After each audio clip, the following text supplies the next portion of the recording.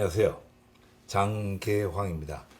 오늘은 지난 시간에 이어서 계속해서 해방공간이 빚어낸 남남 갈등에 대해서 분단의 역사를 알아보겠습니다. 우리의 소원은 통일이라고 하죠. 그냥 통일을 해야 된다라고 하는 얘기를 다른 말로 하게 되면 언젠가는 우리가 분단이 됐다라는 얘기죠. 과연 우리는 어떤 연유를 통해서 분단이 됐는지, 가장 중요한 것은 우리가 잊지 말아야 될 것이 하나가 있다라고 하면은, 지금 2차 세계대전 때 유럽에서 이제 독일이 침공을 했죠. 독일이 결국은 패전국이 됐죠. 패전국 독일은 동독과 서독으로 분단이 되게끔 돼 있습니다. 그게 우리가 흔히 말하는 이제 패전국의 역사죠. 승전국은 전리품을 분단의 어떤 그 역사를 통해서 이제 갖고 가게 되는 이런 거게 되는데, 우리 이쪽 동아시아에서 이제 일본이 이제 패전국이 됐습니다. 여러분, 당연히 일본이 그 분단이 돼야 되죠. 근데 일본이 분단이 안 되고 우리가 분단이 됐습니다. 왜 그렇죠? 우리는 오늘날 우리가 통일을 얘기하면서 이 분단의 과정을 전혀 알지를 못합니다. 왜 우리가 남과 북으로 분단이 됐는지요. 패전국 일본이 망했으면 일본이 분단이 돼야 됩니다. 당연히 그렇게 돼야 되는 것이고, 미국 국무부 내에서도 이제 일본이 분단이 돼야 된다라고 해갖고 그런 계획을 세운 적도 있습니다. 그러나 일본의 장난질과 미국의 야욕, 미국의 자국 우선주의죠. 그때부터 미국 우선주의가 있었다라고 하는 거죠. 거기에 의해서 일본이 분단이 안 되고 우리 한반도가 38도선으로 분단이 됐습니다. 오늘은 이 부분의 역사에 대해서 간단하게 한번 먼저 좀 알아볼 수 있도록 하겠습니다. 우리가 분단의 역사를 얘기를 할 때 카이로 회담이 되게 중요합니다. 이 카이로 회담은 뭐 여러분 잘 알다시피 카이로에서 정상들이 만나갖고 여러 가지 2차 세계대전이 이제 마무리 단계에 있고, 일본이 패전을 할 거라고 미리 예견을 하고, 그럼 과연 어떻게 이 분단의 관계라든가 뭐 이런 것들을 정립을 할 것인가, 패전국에 대해서 어떻게 할 것인가, 뭐 이런 부분을 논의를 한 회담이 바로 카이로 회담입니다. 근데 이 카이로 회담에서 뭐 여기서 카이로 회담이 중점이 아니니까요. 결론적으로 얘기하면 이제 특별 조항이 나오게 됩니다. 이 특별 조항이 보면은 이렇게 나옵니다. 한국의 미래에 대해서 언급하고 독립을 보장하는 국제적 합의. 그러니까 카이로 회담에서 일제 강점기에 있던 조선에 대해서 최초로 독립을 언급을 합니다. 이 특별 조항이 나오는데요. 그 내용을 뭐 잠시 살펴보면은, 현재 한국민이 노예 상태 아래에 놓여 있음을 유의하고 앞으로 적절한 절차에 따라서 한국의 자유와 독립을 줄 것이다. 이렇게 해서 우리 그 당시에 이제 진화죠. 장제스하고 이쪽에 미국, 영국 대통령들이 모여갖고 합의를 하게 된다라고 하는 거죠. 그러니 이미 1943년도에 43년도에 카이로 회담에서 조선에 대해서 일제 강점기에 있는 조선을 독립을 하는 걸로 강대국들은 결정을 내립니다. 이게 최초의 결정이고, 그 다음에죠, 포삼 회담이 열리게 됩니다. 이 포삼 회담도 되게 중요합니다. 이 포삼 회담의 중요성이라고 하는 것은 나중에 일본이 분단이 돼야 되는 어떤 결정을 본 게 이 바로 포삼 회담입니다. 이 포삼 회담이 이제 열리게 된 중요한 계기는 뭐냐니까, 여기서 이제 기본 원칙은 뭐냐니까, 작년도, 43년도에 카이로 회담에 그 발표한 내용을 카이로 선언이라고 하고 그걸 그대로 따른다라고 합의를 합니다. 그리고 거기에 따른다라고 합의를 한다라고 하는 것은 대한민국을 독립과 자유와 독립을 줄 것이다 하는 부분을 재확인을 하는 거죠. 이렇게 하고 여기서 이제 중요한 것은 패전국 일본에 대해서 주권을 한정을 합니다. 그러니까 패전국이 됐을 때 일본을 어떻게 주권을 한정할 것인가. 이 주권 한정은 혼슈, 홋카이도, 규슈, 시코쿠 이 4개의 섬과 연합군이 인정하는 그 주변에 있는 부속도서 작은 섬으로 한정한다. 일본의 주권 자체를. 그러니까 식민지하에 놓여 있던 이 대한국토 대한민국은 여기에서 이 한정하는 일본 주권 한정의 그 웹부분에 있기 때문에 다시 한번 자유와 독립을 확인한 어떤 회담이 바로 포스담 회담이다. 이렇게 보시면 되고요. 여기서 이제 중요한 게 이제 바로 이 일본 점령 작전입니다. 우리 일반적으로 이게 몰락 작전이라고 하는데요. 강대국이 이게 어떻게 안 하니까 일본 본토를 쳐들어가서 몰락을 완전히 시키는 걸로 합의를 합니다. 그래서 연합군이 일본 본토에 직접 상륙을 해갖고 들어가는데, 그래서 이게 지금 뭐 이쪽에 규슈 뭐 이쪽에 혼수 이런 섬들을 어떻게 점령을 할 것인가라고 하는 구체적인 이 계획을 세웁니다. 만약에 이 당시에 이 일본 점령 작전이 진행이 됐더라고 하면은 우리 광복군도 이때의 몰락 작전에 바로 참여를 했고, 그러다 우리가 완전한 승전국의 지위를 누리는 이런 어떤 결과를 갖고 왔을 텐데, 이게 이제 이 몰락 작전이 9월 달에 하는 걸로 돼 있었는데 일본은 8월 15일 날 전쟁을 종식을 하고 9월 2일 날에 항복에 서명을 함으로써 2차 세계대전이 완전하게 이렇게 끝난다라고 하는 부분이죠. 그래서 참 이게 안타까운 어떤 부분입니다. 근데 여기서 이제 우리 하나 이제 중요한 것은 이런 어떤 카이로 회담과 포츠담 회담이 있음에도 불구하고 이런 몰락작전이 9월 달에 하기로 이 합의를 했는데도 불구하고 이게 왜 이루어지지 않느냐. 만약에 포츠담 회담대로 그대로 갔다라고 하면은 우리는 당연히 우리는 승전국의 지위도 얻었고 남북의 분단이라고 하는 것은 상상을 할 수가 없지요. 그런데 이제 이런 것들이 다 깨지게 된 게 바로 미국 자국의 우선주의 원칙에 따라서 전략 자체가 변경이 됐습니다. 그 미국의 상황 자체가 이 당시에 뭐 여러분들 너무나 잘 알고 있는 로스 알라모스에서 핵실험을 하게 되죠. 여기서 핵실험을 성공을 하게 됩니다. 성공을 하다 보니 굳이 미국 입장에서 왜 우리가 이 2차 세계대전에 우리가 단독으로 할 수 있는데 왜 이렇게 그 어떤 성과를 나머지 연합군하고 나눠 가져야 되느냐, 이런 어떤 자국 우선주의 원칙과 두 번째로는 핵을 실험을 한데 성공을 하다 보니까 이거를 실제 한번 써먹어 봐야 되겠다라고 하는 미국의 야욕이 나타나죠.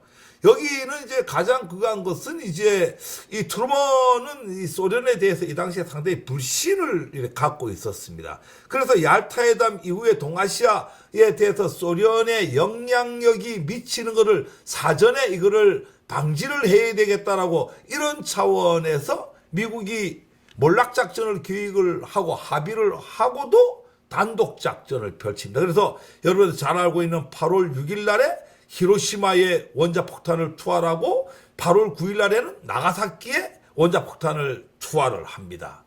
전 세계에서요, 원자폭탄을 갖고 이게 실험을 실질적으로 사용한 나라는 미국뿐이었습니다. 그런데 중요한 것은 한 번을 한 게 아니라 8월 6일과 8월 9일 두 차례에 거쳐서 히로시마와 나가사키 이 두 군데에다가 실질적인 실험을 실제에다가 이렇게 대입을 했다라고 하는 이 부분은 우리가 깊이 인식을 하고 있어야 됩니다. 그러다 보니까 45년 8월 14일 날에 최종적으로 연합국에 여기에 8월 9일 날에 원자폭탄의 피해를 입고 통보를 합니다. 우리 항복하겠다.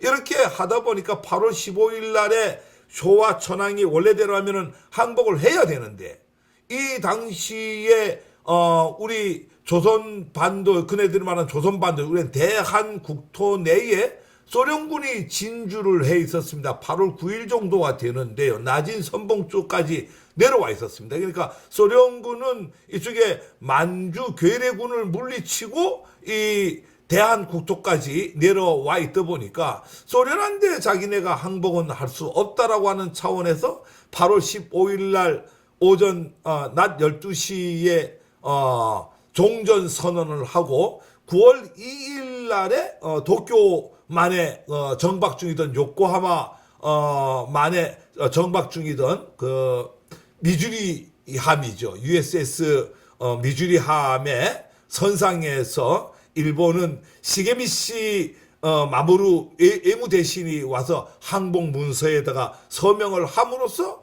완전하게 일본은 패전국이 됩니다. 이게 결국은 9월 2일이 되는데 8월 14일 날에 우리가 전쟁을 더 이상 안 하겠다고 항복을 미국한데다가 연합군에 통보를 하고 8월 15일 날에 전쟁 종식을 하게 되면은, 그리고 8월 15일 날에 우리 대한국토 내에서는 여우현 선생이 조선 건국동맹을 바로 건국준비위원회로 전환을 시키고 각 시군구 동까지는 전부 인민위원회가 만들어져서 독자적으로 우리가 행정서부터 시작해서 군사 또 이런 모든 주권을 회복해서 한 국가로서 갈 수 있는 체제를 전부 갖추려고 하는 순간에 그런 준비가 다 돼 있었다라고 하는 부분이죠. 그래서 그렇게 됐다라고 하면은 이제 해방과 더불어서 광복과 독립까지가 이루어질 수 있었는데, 실질적으로 우리는 그날에 해방만 되었지 독립과 광복은 되지 못했다라고 하는 부분입니다. 9월 7일 날에 메가더 포고령이 내림으로써 미국이 다시 우리를 통치를 하게 됐죠. 요 역사를 다시 한번 정리를 해보면은 대한국대 분단의 결정적 영향이라고 하는 것은 아까도 얘기했지만 45년도 8월 10일 날에 포츠담 선언 수락 결정을 하게 됩니다. 그 다음에 45년 8월 14일 날에 일본은 무조건 항복을 의사를 연합군에 전달을 하고 8월 15일 날에 종전을 선언을 하고, 이게 이제 조선 총독부 엔도 유사쿠죠. 6시간 전에 새벽 6시에 영령을 만나갖고 우리는 종전 선언을 하고 바로 일본 군인과 모든 일본인들은 본토로 철수할 테니까 평화적으로 우리를 내보내 달라라고 하죠. 그렇게 하고 여운형은 그걸 승낙을 해주고 대신에 건준을 통해서 행정에 관련된 모든 것을 이렇게 받아갖고 말 그대로 해방과 더불어서 광복과 독립을 맞을 수 있는 채비까지를 여운형은 갖추게 됩니다. 그래서 그러면은 이제 원래대로 하면 우리가 해방도 되고 독립도 되고 광복도 돼야 되는데, 이제 아까 얘기했듯이 이제 9월 7일 날에 메가더 포고령을 내림으로써 이제 해방만 되고 독립과 광복은 다시 물 건너가는 이런 어떤 사태가 되면서 우리는 분단의 길로 들어선다고 합니다. 8월 15일 날에 일본군이 나가고 난 뒤에 8월 16일 날에 실질적으로 합동전쟁기획위원회, 우리가 JWPC라고 하는 데서 한국하고 일본하고 분할점령안을 제시를 합니다. 이 미국이라는 나라는 역사인식이, 동양에 대한 역사인식은 되게 없어요. 이 당시만 하더라도 미국의 역사인식은 한국과 일본이 동일한 나라로 이렇게 봤다라고 하는 거예요. 참 안타까운 일이에요. 식민지 상태로 봤기 때문에 이 패전국에 대해서 분할 점령을, 아까 독일, 동독, 서독 분할 점령했듯이 일본을 분할 점령을 해야 되는데 식민지를 일본의 같은 나라로 보고 우리 대한국토와 일본 본토를 묶어갖고 여기서 이렇게 분할 점령하는 안을 제시를 하게 되죠. 그런데 이제 문제는 이제 8월 17일 날에 이루어집니다. 일본 천황이 밀사를 이렇게 파견을 하게 됩니다. 필리핀에 주둔하는 더글라스 메가더 한데 가갖고 말 그대로 설득을 하죠. 전쟁은 미국이 혼자서 치러서 다 이기고 왜 4개 나라가 분할 점령해서 나눠 먹느냐. 그러지 말고 우리 일본을 미국한테 우리가 바칠게.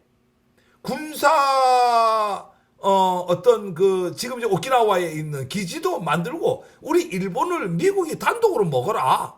그렇게 하고 굳이 이 분할을 한다라고 하면 우리 식민지로 있던 대한국도, 즉 여러분들 알고 한반도를 분할을 하면 어떻게 했느냐. 지금 소련군이 어디까지 와 있냐면은 이미 낮은 선봉까지 와 있다. 그대로 주면은 이 소련군은 바로 부산까지 내려와서 아마 이 조선반도, 그러니까 전에도 말하는 우리 한반도, 제가 얘기하는 대한국토, 이거는 소련이 혼자 단독 점령할 거다. 그러니 그러지 말고 일본을 미국이 단독 점령을 하고 이쪽 대한국토를 이렇게 분할을 해갖고 만든다니까 이게 바로 우리의 분단의 역사가 만들어지긴 계획입니다. 그리고 8월 18일 날에 최종적으로 38도선을 확정해갖고 소련과 미국이 분할 통치하는 걸로 돼 있었다라고 하는 거죠. 이 부분은 워낙 중요한 부분이기 때문에 다음 시간에 한 번 더 다룰 수 있도록 하겠습니다. 이게 8월 13일부터 8월 18일까지 이루어진 분할 점령 계획안은 약 3개 정도로 나눠지게 되는데 이 내용을 자세히 안다라고 하면은 지금 우리가 얼마나 억울하게 분단이 됐는지를 잘 알 수가 있을 겁니다. 이렇게 억울하게 분단이 돼 있기 때문에 지금 우리는 통일을 노래하는 거고 통일을 부르짖고 이런 어떤 아픔의 이산가족서부터 시작했고 모든 아픔의 슬픔의 역사를 지금 간직하고 가는 겁니다.